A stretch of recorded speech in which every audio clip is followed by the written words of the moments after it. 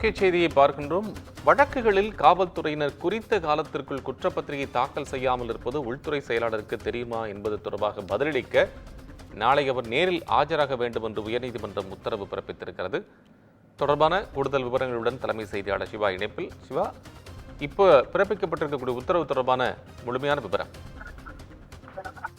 கோபால், வழக்குகளில் காவல்துறையினர் குறித்த காலத்திற்குள் நீதிமன்றங்களில் குற்றப்பத்திரிகை தாக்கல் செய்யாமல் இருப்பது தெரியுமா என கேள்வி எழுப்பிய சென்னை உயர்நீதிமன்றம் ஜனவரி 31 நேரில் ஆஜராகி தொடர்பாக விளக்கம் அளிக்க வேண்டும் என்று தமிழக உள்துறை செயலாளருக்கு சென்னை உயர்நீதிமன்றம் ஒரு உத்தரவை பிறப்பித்திருக்கிறது. சென்னை விருகம்பாக்கம் காவல் நிலையத்தில் பதிவு செய்யப்பட்ட கொலை மிரட்டல் வழக்கில் குற்றப்பத்திரிகை தாக்கல் செய்ய உத்தரவிடக் கோரிய வழக்கு நீதிபதி வேல்முருகன் முன்பு விசாரணைக்கு வந்தது. அப்போது 2015 ஆண்டு பதியப்பட்ட இந்த வழக்கு அப்போதே முடித்து வைக்கப்பட்டதாகவும் சம்பந்தப்பட்ட நீதிமன்றத்தில் குற்றப்பத்திரிகை ஏதும் தாக்கல் செய்யப்படவில்லை எனவும் காவல்துறை தரப்பில் விளக்கம் அளிக்கப்பட்டது.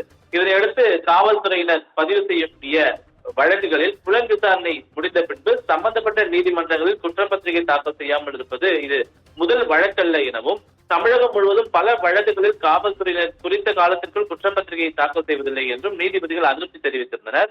இதனால் குற்றப்பத்திரிகையை தாக்கல் செய்ய உத்தரவிடக் கோரி சம்பந்தப்பட்டவர்கள் உயர்நீதிமன்றத்தை நாடும் நிலை ஏற்படுவதாகவும் நீதிமன்றத்தை நாட இயலாத ஏழை மக்கள் நீதியை பெற போராட வேண்டியுள்ளதாகவும் வேதனை தெரிவித்திருக்கிறார்கள் நீதிபதி. நீதிமன்றங்கள் உத்தரவு பிறப்பித்தாலும் அதனை காவல்துறையினர் பின்பற்றுவதில்லை என்றும் நீதிபதி குறிப்பிட்டிருக்கிறார்.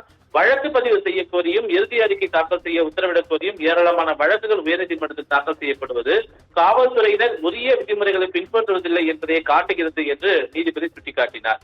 காவல்துறையினுடைய இந்த சட்டவிரோத நடவடிக்கைகள் குறித்து உள்துறை செயலாளருக்கு தெரியுமா என்று கேள்வி எழுப்பிய நீதிபதி ஜனவரி 31 அவர் நேரில் ஆஜராக வேண்டும் என்ற உத்தரவு பிறப்பித்து இந்த வழக்கை ஒத்திவைத்திருக்கிறார்.